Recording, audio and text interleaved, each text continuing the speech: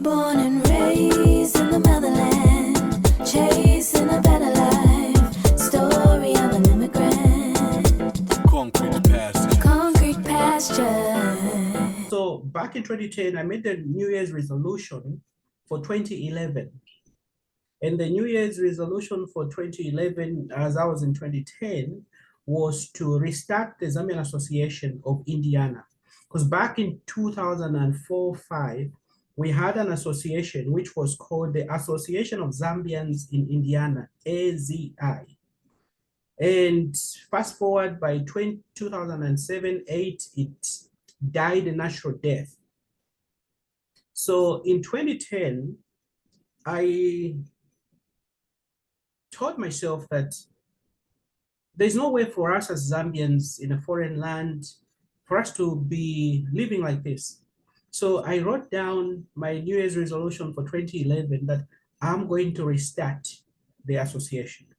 So I called a few people in the state of Indiana, invited them to come to my house, and we had our meeting. So I told them my plan. I think for us as Zambians, I mean, we are very far away from home. Why don't we put our heads together and restart this association? So fast forward, we came up with the Zambian Association of Indiana, which was different from the initial one, which was the Association of Zambians in Indiana. So by 2012, 11, 2012, 13, the association was taking root. It was, I was mostly on the phone, calling people, convincing them to get involved in these things, and obviously others, it was the usual, I don't want to deal with the Zambians. So I was mostly on the phone, just trying to mobilize the people, get them to buy into this vision. So by 2015, 2016, everything was flowing nicely. Everybody was on board. Then I'm like, oh, on the local front, I have succeeded. It's working well.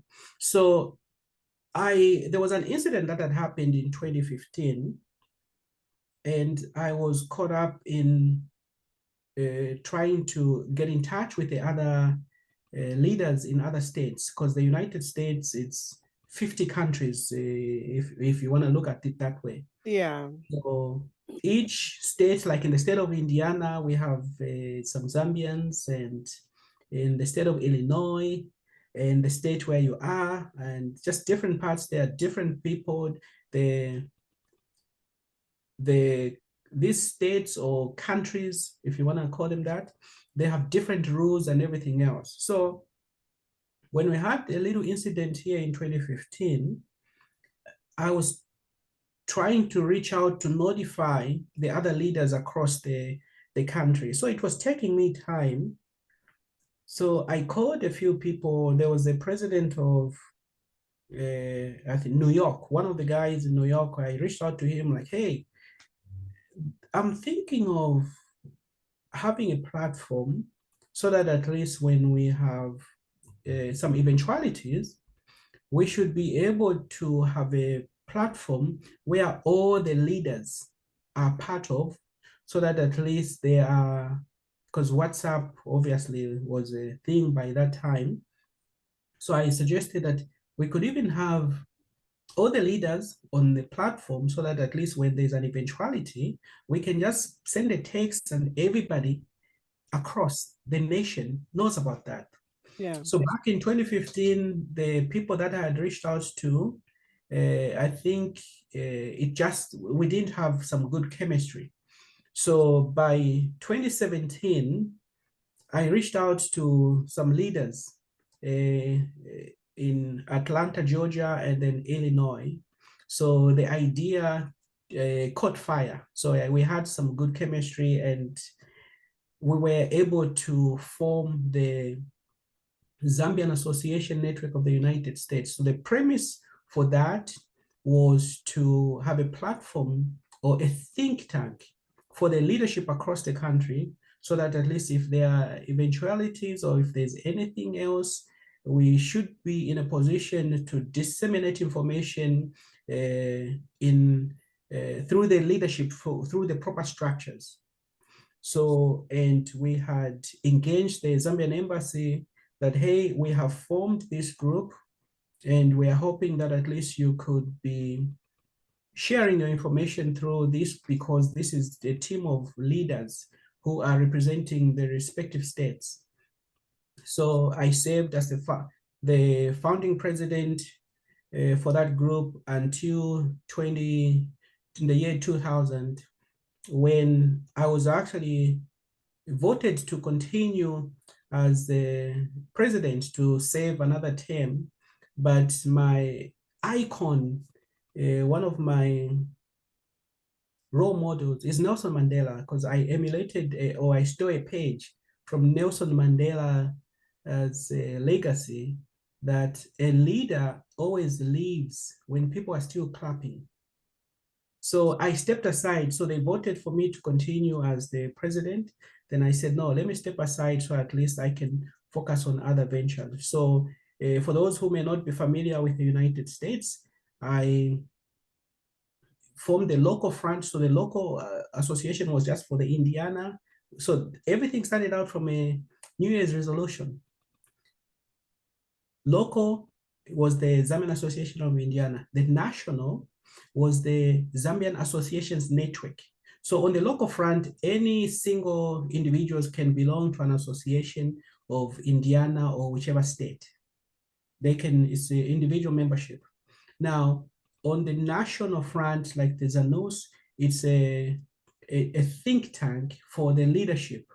The presidents, for instance, in your state, or the president in my state, and last time I checked, when I was in the process, very much active, there were 16 associations across the United States. So there are places, for instance, like in Kentucky or Michigan, they do not have local associations. So the people who live in those places, they affiliate to some of the neighboring associations.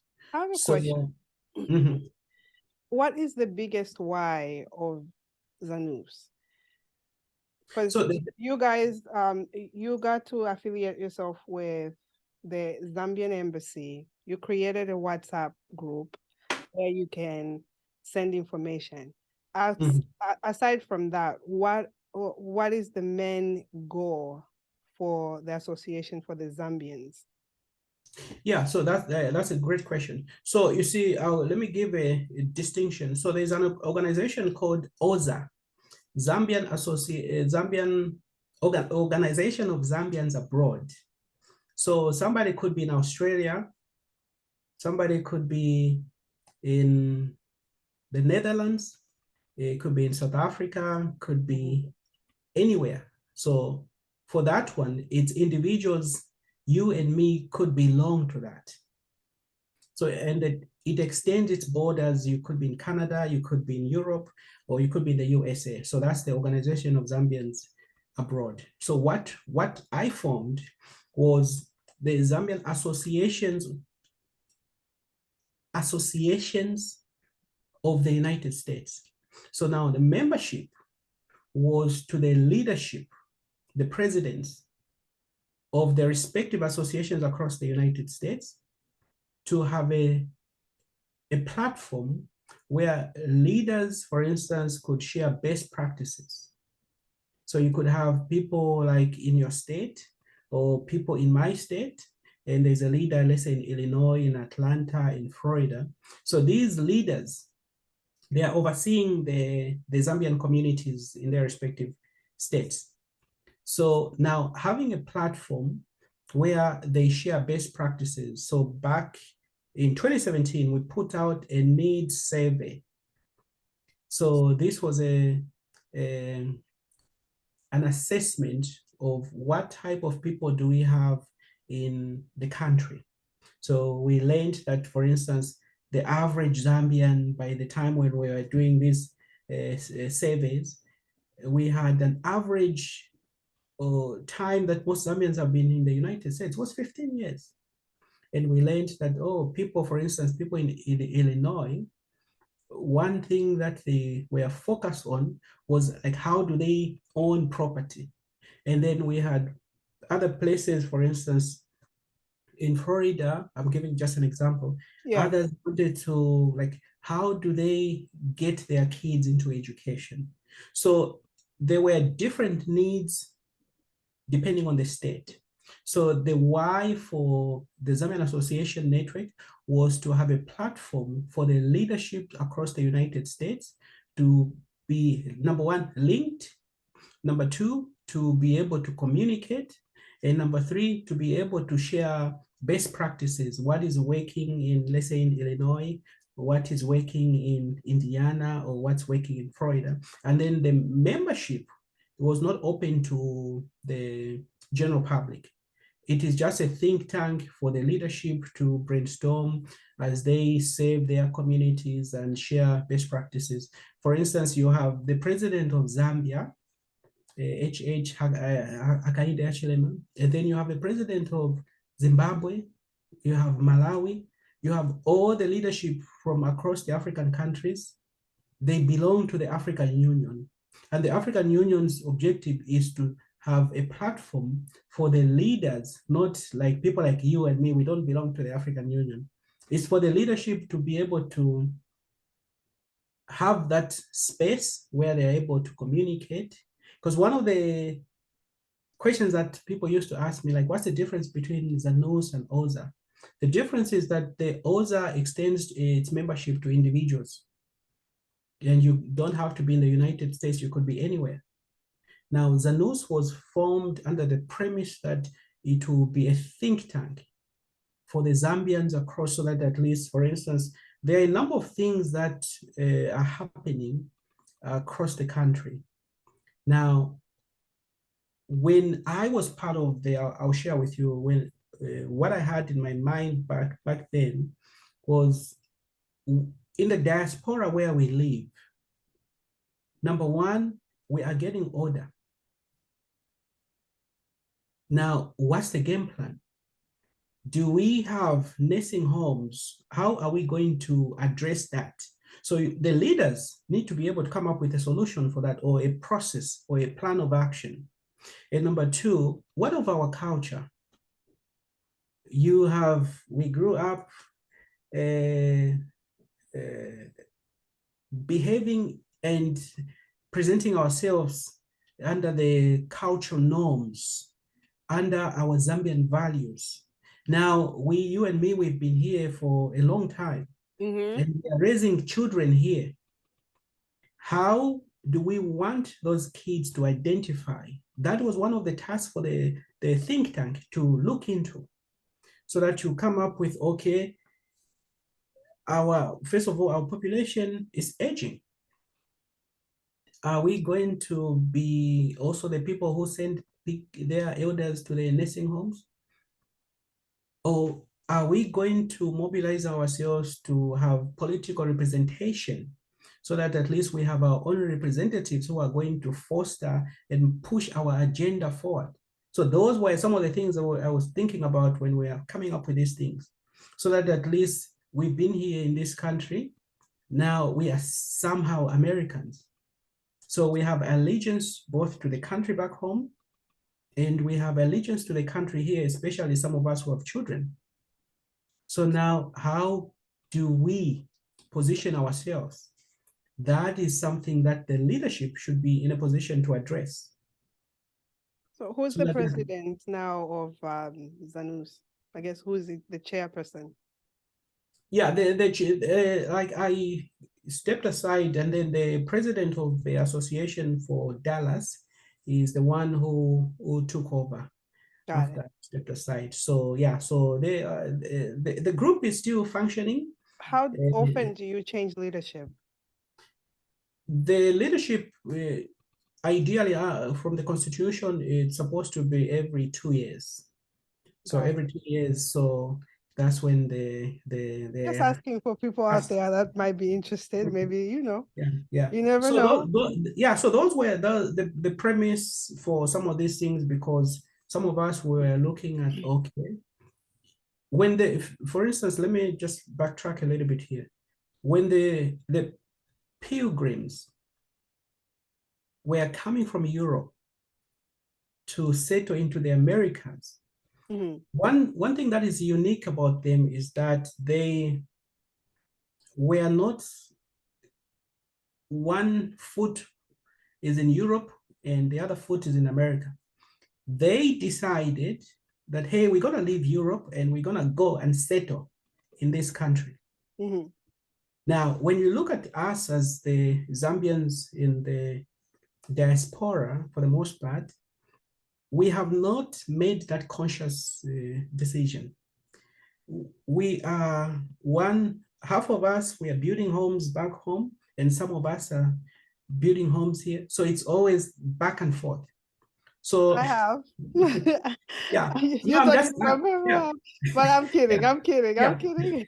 yeah. So you see, my point here is, you see, the leadership should be in a position to figure out, okay, what is our stake here?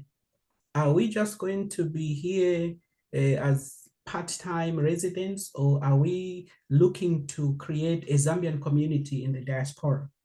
It be in Australia, it be in Europe, it be here in the United States. Because when you look at the Chinese, when they come, they create the Chinese community. Yes. They hire their own people. They have got restaurants. I think even the signage in some of these places, it's in Chinese. Yes. There's a Polish community, Mhm. but you never hear of a Zambian community. Part of that is because our people, number one, is we want to run away from ourselves. And that is an issue that is addressed by the leadership. So anyway, I retired, by the way. I retired. So I'm no longer, I'm focusing on other things. But anyway, at least I just wanted just to take time and It's an amazing initiative that you came up with. That's why I wanted to dive into it and just to have a little bit of perspective of what was behind this whole Mhm. space that you Oh, yeah. created. Having a president here in New York, for me, Mhm. I would like to sit down with them and ask them exactly what they are doing for our community. Mhm. And are you helping me get my passport when it's expired? Are you helping me get my dual citizenship? Are you helping me with there's so many questions that people have out here in the diaspora. So Mhm. it's good that we have representation in a Yeah. way that we have leadership. But how can people find out about the leaders that they have in their states? Yeah, so I think thank you. That's a good question. So I remember from the times that I was part of the association, like in New York, they have, I think, the tri-state, because I remember there was Ernest Masheke, Mhm. and then there was, I think there are two groups. There's one which I think the families, I think Peter Daka, he belongs to one. I think, I don't know if he's still the president. And then Ernest Masheke. So those were the two. And then, of course, there is also the DMV area. So there are a number of states. Some of them, they come and work as one. For instance, the DC area, Virginia, and Connecticut. So they fall under the DMV area, and Got then it. they operate under the one banner. But it's important for Zambians across the nation to work with the local leadership to ensure that at least they have a united front. Because I know, especially speaking as one who was the chief community organizer, where I was on the phone calling people, encouraging people to join these groups. It's a, you see, leadership is at the core of everything that we do. Because when you have a very good structured leadership, then it's easy. For right now in this country, obviously, most people may not want to pay attention to politics, but politics affects everything that we do. It's either when Trump is in power or when it's Biden, the Democrats or the Republicans, the decisions that they make is going to impact the gas that you put in the car. It's going to impact the food that you buy. Everything that we do is connected in a way to politics. So this is why some of us, when we were looking into these things, we're looking, how do we position ourselves as Zambians to have representation in the United States? So that at least we'll be able to see a Zambian mayor let's say the in New York or DMV area, you have Nancy standing as as a mayor or running for Congress or running for Senate, because it's important for us to take keen interest to know who is our district representative. Do a survey, ask people. They don't know who is representing them in their respective areas. They Yeah, need to do but that. how do they find out? How do we find out? The good thing is each association, like if on the local front, the Zambian community, I think there used to be a website, because we had created the ZANUS, ZANUS.org. But if what I encourage people is, you see, this is part of the reason why we formed this group. It was having a data point or a website where everybody, in conjunction with the embassy, they know how the information is disseminated and things like that. So right now it's a little bit tricky, because you have to know some Zambians to have some of this information. So there are places like in Montana, Oregon, Idaho, North Dakota, South Dakota, and in some of those places you'll be hard pressed to find some Zambians. You have like a few people So here and there. we can't Google it. You can Google. So I think, for instance, Oh, like here in Indiana, I think the website here is indizam.org. But the thing is, it differs for each state. you got it. It differs for each state. So I think people should check out the Zambian embassy. This is, like I said, to my point, is working with the Zambian embassy so that at least the information is displayed on their website, so at least people know. So that at least if they have problems A, B, C, they know where to go. So I still get calls from different people. Hey, how do we do this? Where do we find this, and things like that. So at least anyway, they should get in touch with the Zambian embassy to find out more information about The what leaders. is available. Yeah. Yes. Then also you want to get in touch with, I think, your local, find out from other Zambians. But I think there is a lot that needs to be done. So I think that's what I would say. Just get in touch with the Zambian embassy, so at least they're able to help out to make sure that at least our people are more structured.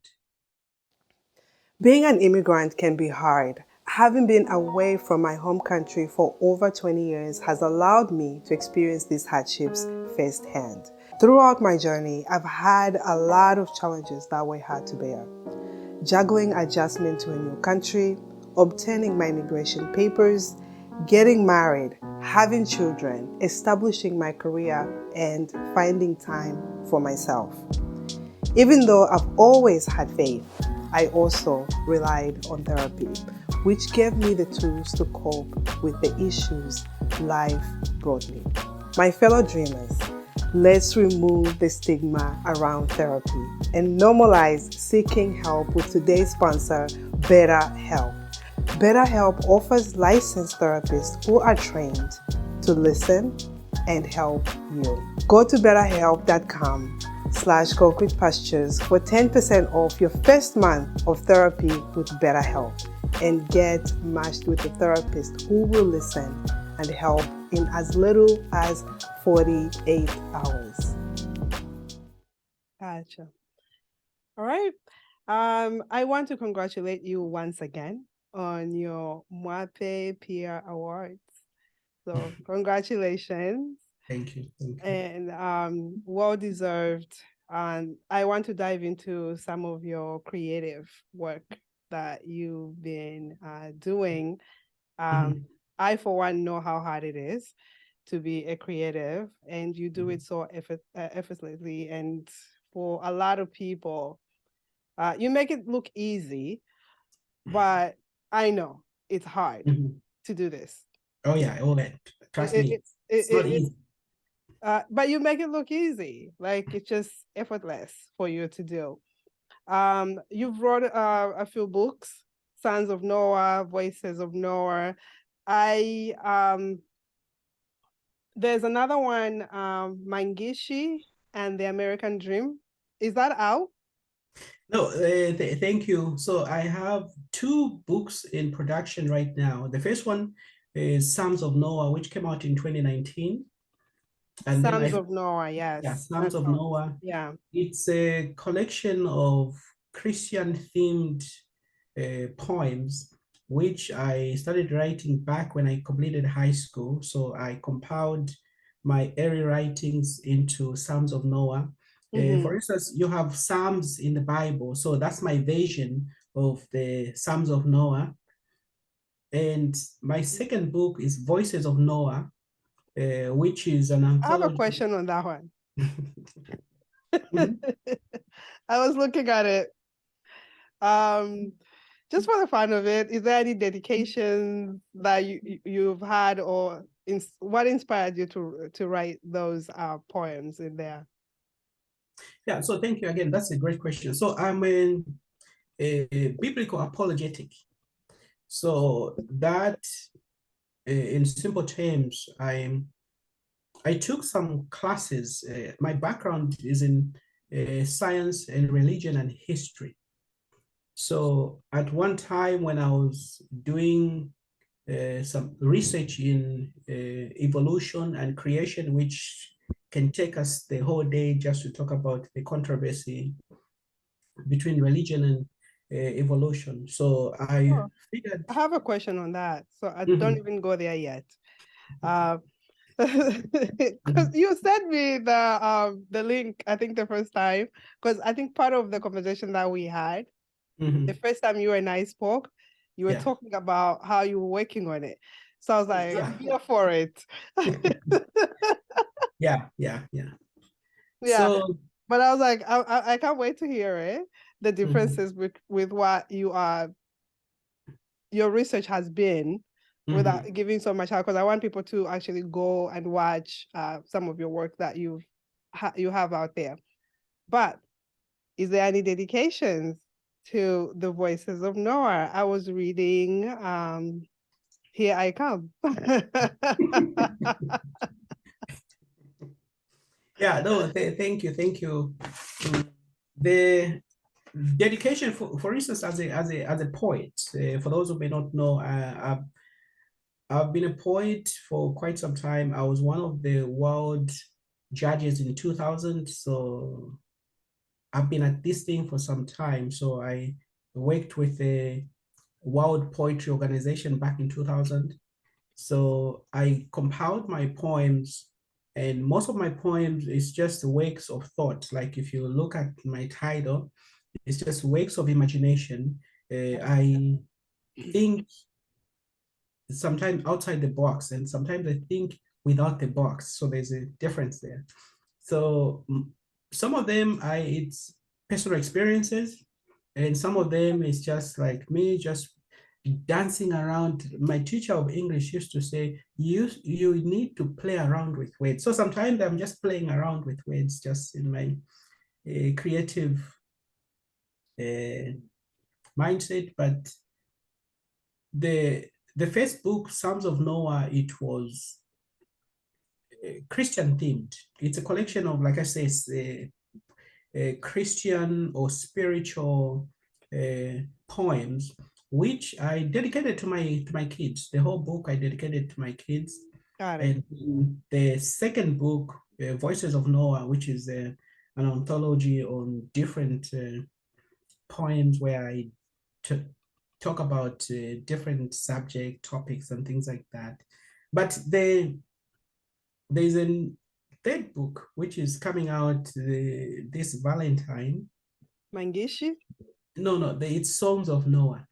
So there's Psalms of Noah, Voices of Noah, and then the third one, which two are already out there. So the third one, which is coming out to a store near you, it's Voices of Noah. So the Songs of Noah, it's a collection of love poems. So that one is coming out a few weeks from now. So Is it a remix of the Voices of Noah? Because that looks no, like they're love totally different. poems to me. Yeah. From what I'm reading, I'm like, okay. Yeah. That's why I was So asking if there was like dedication Yeah, some of them, like, I mean, some of them, I mean, I'll be honest with Excuse you. Some me. of them, like Love Walks Out Through That Door, that was written back in 2000. Ah. Yeah, so my girlfriend at the time, yeah, so There we go. Here comes the truth now. yeah, so that specific poem, Love Walks Out Through That Door, I was having some challenges with my girlfriend, so I thought to put that to pen and paper, and then I wrote that poem. So it's a personal experience, and there are poems, for instance, like for you, it's a poem where I talk about meeting my beloved at the time I needed the most. Mm. You came into my life. So that one it's a contrast to Love Walks Out Through That Door. So some of the poems, personal experiences, I won't tell you a lot No, about that. no. I was just curious. So for the fun Yeah, of it, listen, we've had yeah, some serious conversation, yeah, and I was curious just to, yeah. No, no, I was no. You doing should. my The next research. book, the next book, the next book is it's a collection of love poems. So, like I said, the first one was the collection of Christian or spiritual, uplifting, inspirational. It's actually a devotional book. Psalms of Nice. Noah is a devotional book for religious sect groups, churches. It's something that has uplifting poems. Now, the Voices of Noah, it's just a collection of different, I talk about leadership, politics, death, and things like that. Now, the third book, which is coming out 3 weeks from now, is called Songs of Noah. Now, the Songs of Noah, that's where I talk about romance, love, and just stuff that people get excited about. Nice. That's Now, exciting. oh yeah, so the last book, which is going to be coming out obviously around summertime, it's Mangishi and the American Dream. So Mangishi and the American Dream it's my first novel.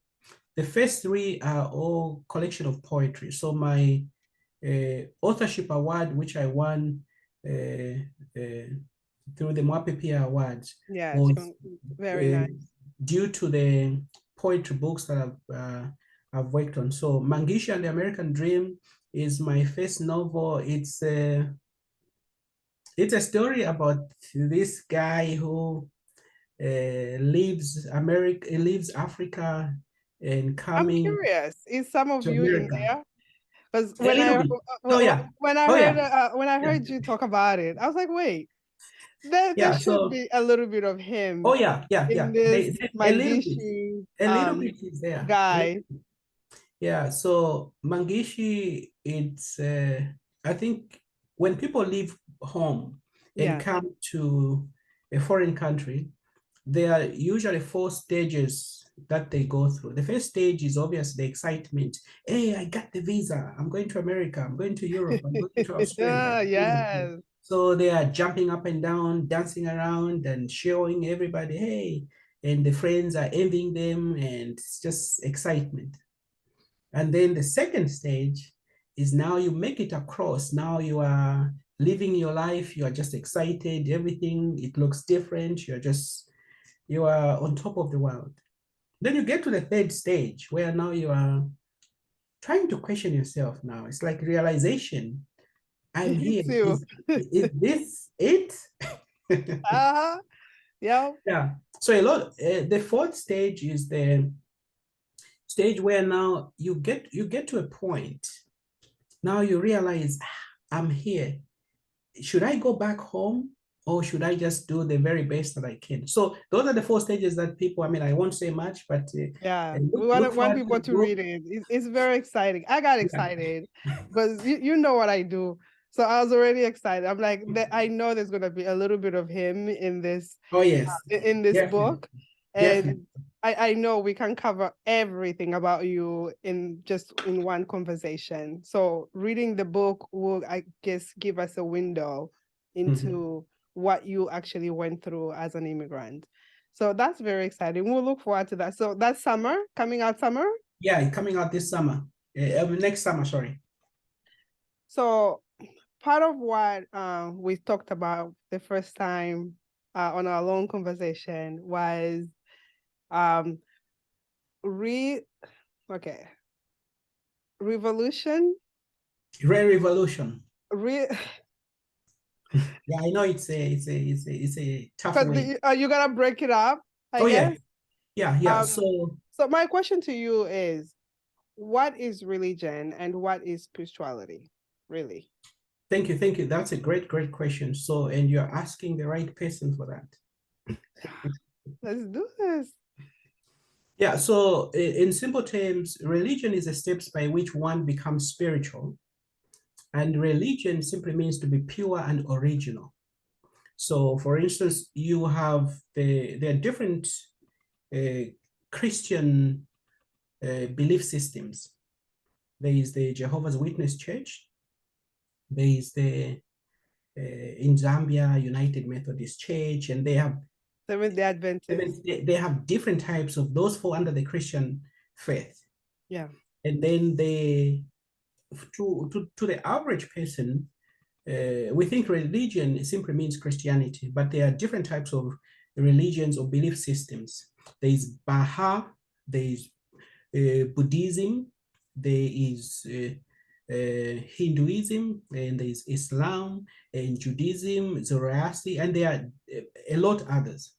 So all these religions are formalized steps to get one to connect with their creator. So they do that by coming up with a doctrine. Now, in spirituality, there's no doctrine. Spirituality simply means to be pure and to be original. It's you and your creator is how you feel. So what I talk about in Reli-Volution, which simply means religion and evolution. So I abbreviated religion and evolution to Reli-Volution because I look at what religion is and how it differs from spirituality. Because when you look at African people, for the most part, African people are a very unique people, especially the women. You people are unique in the sense that, and that's true. So African people, before the arrival of the Europeans, African people did not know anything about Christianity. I'll say that again. Before the arrival of the Europeans on the African continent, African people had no clue about Christianity. That does not mean African people did not worship their creator. So Christianity was brought in by the Europeans as a formalized steps from their perspective, which is based under the Eurocentric approach. So this is why even when they draw a picture of Jesus, it's a Caucasian person. Now, under the African spiritual systems, I'm choosing my words carefully, under the African spiritual systems, not systems, because there are so many ways in which you can connect to your creator. Now, the Europeans, they told you and me that you have to go through the Bible. So the first, when the printing press was invented, the first book which was published by a gentleman called Johann Gutenberg. He was a German guy, and the Bible was one of the first books which was published. So I talk about these matters on Reli-Volution. So now let me talk about the other side. So when you on a Sunday go to church, you are told that God or Allah, Buddha, Yahweh, Jehovah, whatever, created this world that we live in. And when you die, if you are a Christian, you go to heaven. If you are a bad Christian or non-believer, you go to hell.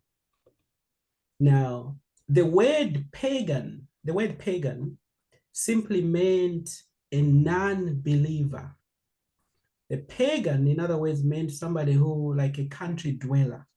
Like in the Islamic faith, they are what they call the infidels. Like if you are not a Muslim, you are considered an infidel. So I discuss such things. Now, on a Sunday, you are told that God created the heavens and the earth, and you are created in God's image. Now, you show up in school on a campus, a university, you are told life began in the sea. There's actually an acronym they use. It's called FAM. Fish, amphibian, reptile, mammal. So that's the acronym that people need to get. FAM, F-A-R-M. We started out as a fish, then we progressed into an amphibian, then we progressed into a reptile, and then now here we are as a mammal. So that is in contradiction or contrary to what the Bible says, or what the sacred scriptures, the Bhagavad Gita, the Quran, and the other scriptures, the Bible. Because truth can only be one. Now, under the rules of logic, truth can only be one. There's what is called objective truth, and then there's what is called personal truth, and then there's what is called situational truth. So if I say 10 times 5, if you ask somebody in Zambia 10 times 5, the answer is 50. If you go to Australia, Brazil, anywhere else, you ask somebody 10 times 5 or 1 plus 1, 1 plus 1, whether you're in India, China, wherever you may be in the world, is going to be 2. Yeah.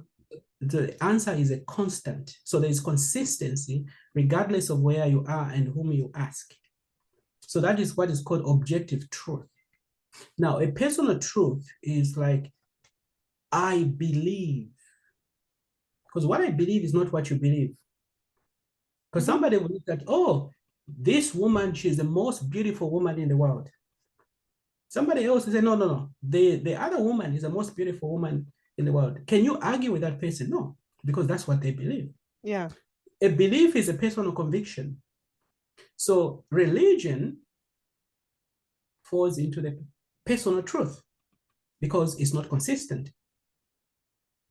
So this is why you have the Islam, they'll tell you Muhammad, and you have Christianity, they'll tell you Jesus, and then you have Buddhism, they'll tell you Buddha. So because it's not consistent. Now you have what is called situational truth. Situational truth obviously is, depending on the situation, you can tell people that this election was stolen. You don't have to have proof, but just say it. When you say something loud enough, often enough, and the frequency of saying something consistently over time, people will think, obviously it could be true. So that's a situational truth. Objective, personal, and situational truth. So those are things that we talk about on Reli-Volution. We classify things in their respective area. So evolution is one approach that says we came from ape-like creatures. We evolved from apes, Kenyapithecus, Zinjanthropus. And then the last one, which was discovered, I think, in Ethiopia, there's a valley where Lucy, I mean, for those who may be familiar with these things, Lucy was discovered by Johan Hansen. I think, yeah, that's the last name. I think it was 1976 when they discovered what is called Lucy. Now, that is what falls under evolution, because evolution, especially when the book by Charles Darwin was written in 1859, The Origin of Species, it simply says, through the processes of natural selection, here we are. Competition among the species produces elements in people where people now, species, the strongest survive. Now, that is totally different from what the scriptures say. God created you in his image. But in school, they say you came from a fish. You first started out as a fish, evolved into a reptile, evolved into an amphibian, both land and water, reptile and mammal. So those are things that we discuss on Reli-Volution. So I present the science, the history, and the religion. And I don't tell people which side they should choose. I simply present what the science talks about. I'm And I curious. simply present what the religion talks about. I think you're gonna know. You already know what I'm about to ask you. What is your truth? Because Find out. when we had this conversation, I was just like, listen, I am here for it. I know where we come from. So, They're just going to so, say, what's going on in your head? Why are you talking about this right now that we came from fish? no, you see, like the thing is, you see, these are the scientific, they are what are called scientific in academia. Okay, let me put it in more academic terms. There is what is called the scholarship. Yeah. Talks about that we evolved from ape-like creatures. I'm simply reporting what is being told in schools. You could be So you have your own belief. And yeah. So I now the understand belief. you've done the research, you're Mhm. reporting to us, and No, I'm presenting the yes, perspective. yes, for sure. You're presenting, and what is your own belief? Because So people will be curious to know what you believe. what my belief is that I usually try not to tell people because I want people to watch that they listen. So let me respond that first of all.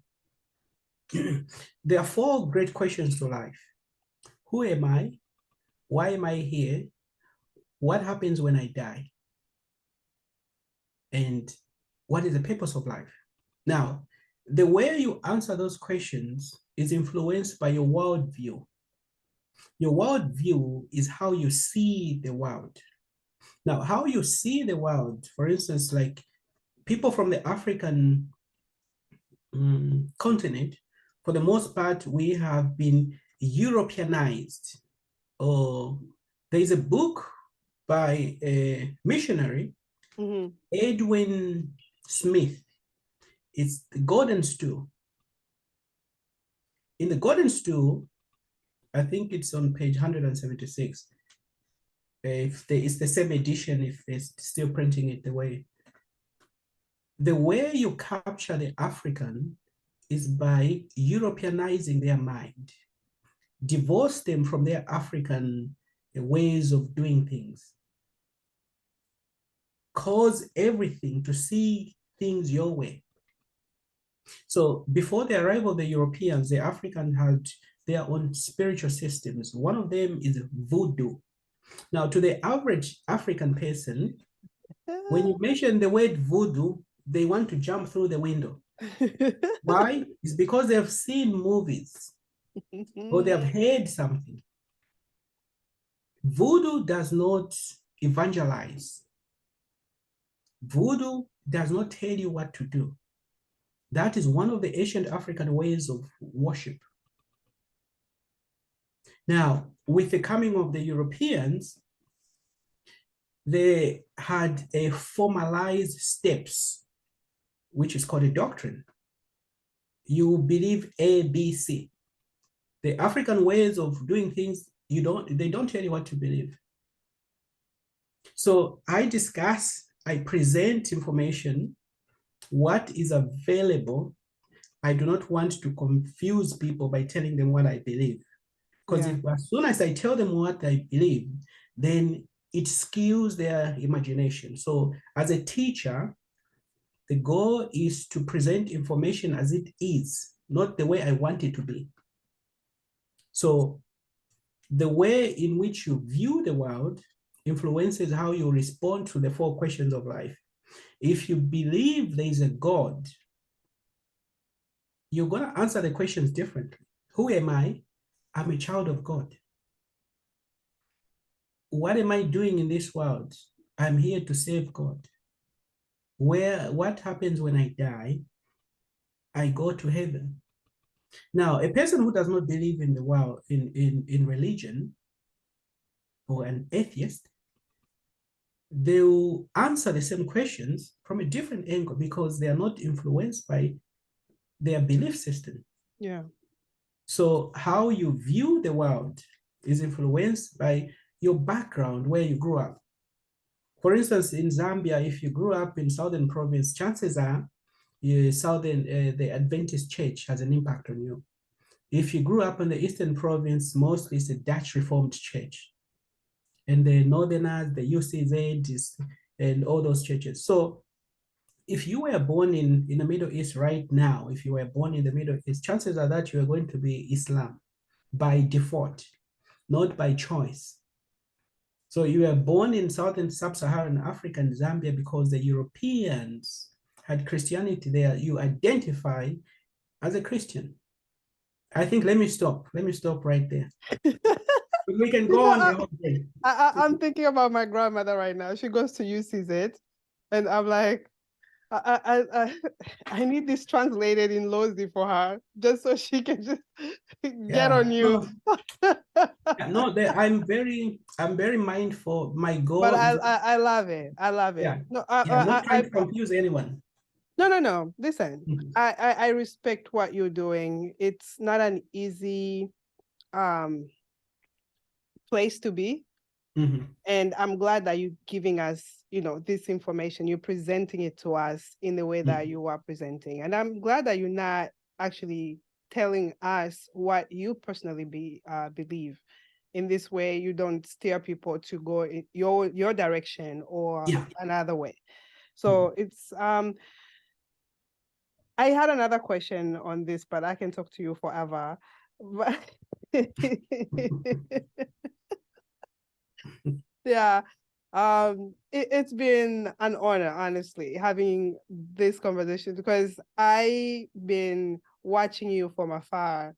And this is what I tell people all the time. You never know who's listening, who's watching, whatever you are doing in the world to impact the world. There's so many people that are listening and watching and admiring probably what you're doing, or the opposite.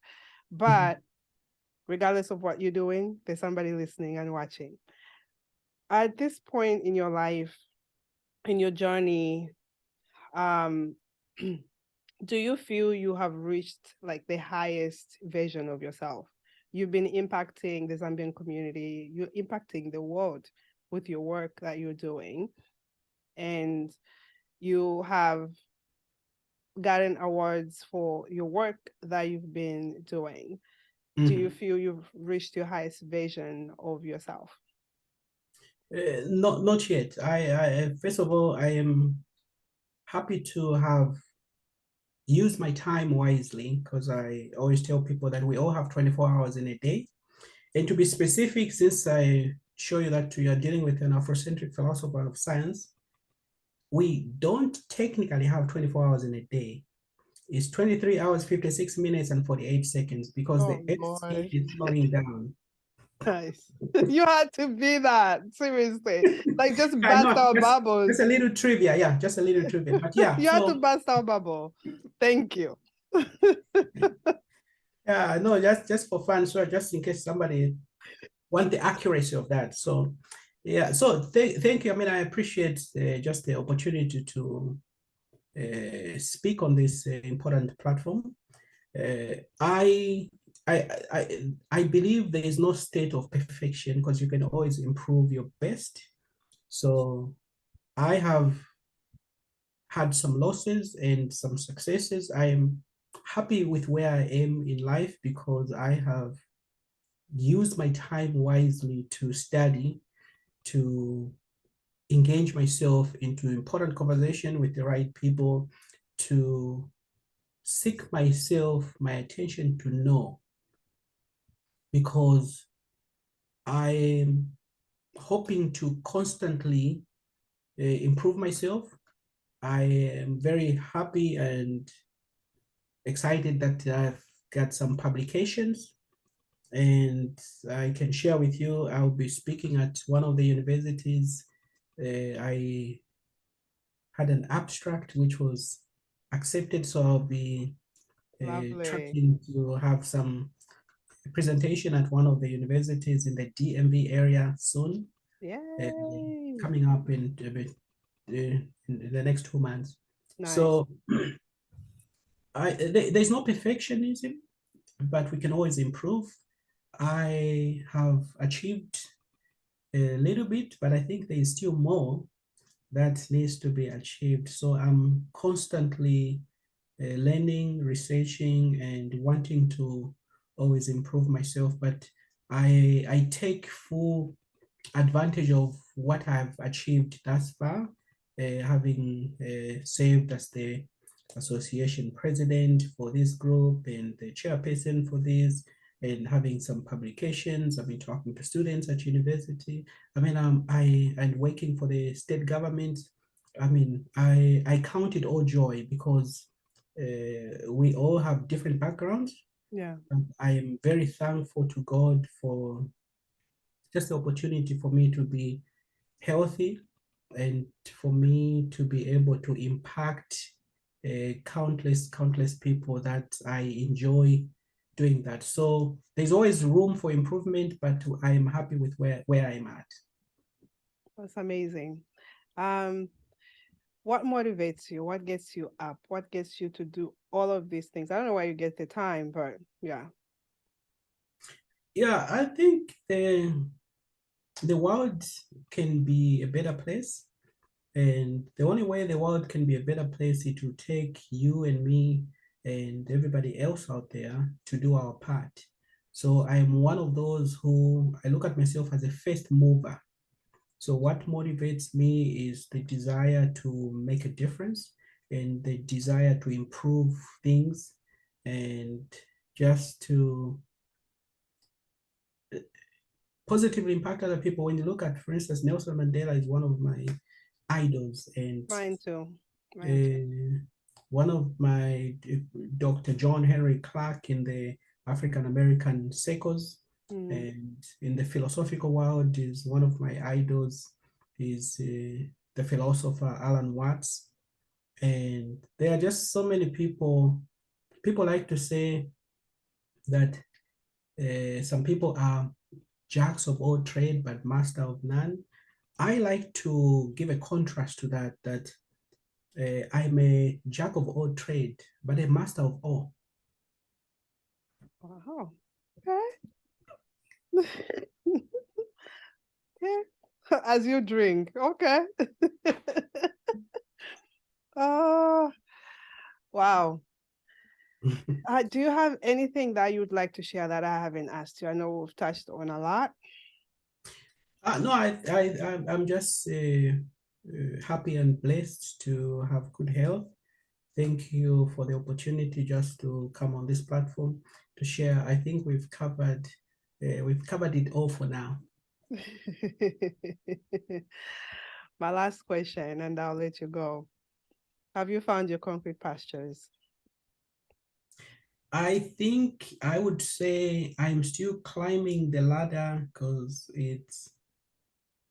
I have some successes. I've got great successes to share, but I can say I have, but I believe there's more out there to be found. So it's constant, because when you say you found a concrete pasture, to some extent you might feel like, hey, I've accomplished all, then I'm done. Yeah. So this is why there's no such thing as perfection, because you can always improve your best. Yes. So there are some wins that I have, and I believe there is more out there. I'm taking full advantage of just the opportunity to be on this earth, because we have a limited time to live on this earth. And the good book talks about it is appointed for man to live and thereafter you die. So we must count all blessings and just be in the moment. And when the time comes for us to transition to the other world. I want to be one of those who say, I done my best. So I am constantly doing research. I'm constantly just putting myself out there to constantly learn something new. So I'm always watching YouTube. There's just so much on YouTube, different lectures on almost anything. So I am in that habit. I just look up something that I don't know, and then I watch. So again, I mean, we all have 24 hours. I know life gets busy, responsibilities of 23. yeah. I mean, it's just yeah. So it just depends on what one wants to achieve in this world. So I think I'm just constantly pushing myself. So yeah, just trying to do the very best that I can. So when my time comes, I would look back and say, I've achieved my concrete pasture. Oh, that's amazing. That's amazing. I'm so grateful to you. I'm grateful to Dr. Msanje for always have introduced me to you. And thank you for introducing me to actually Mr. Katuta. That was another great conversation. But thank you for what you are doing. Honestly, I salute you for all the work that you continue to do for our community. Your radio station is so diverse. I love everything that you are sharing all the time. And thank you for always thinking of me. You share it with me, and I love it. I watch everything, and whenever you have a program at night, I do listen.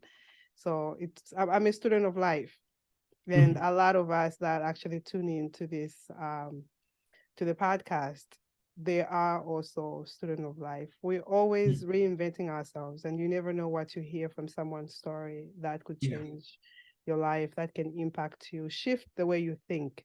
And I think you've done that for a lot of us today with your story and all the work that you're doing. So thank you for being here. Thank you. I appreciate it. So I just want to ask people if they want to check out what I do, can check out my website. It's noahandlovu.com. So yeah. Noah, Noah, last I have name. everything in the show notes, like how to Oh find yeah. you, and Yeah. they can So follow you on Facebook, Instagram, and LinkedIn. I'm terrible with social media, so I'm learning, but at least check me out on my website. But again, it's just been a pleasure. I'm honored to have been accorded some moments to share with you. Thank you. Thank you.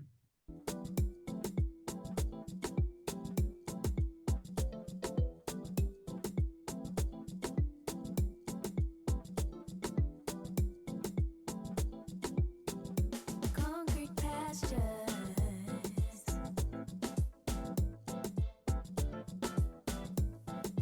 raised in the motherland, chasing a better life. Oh.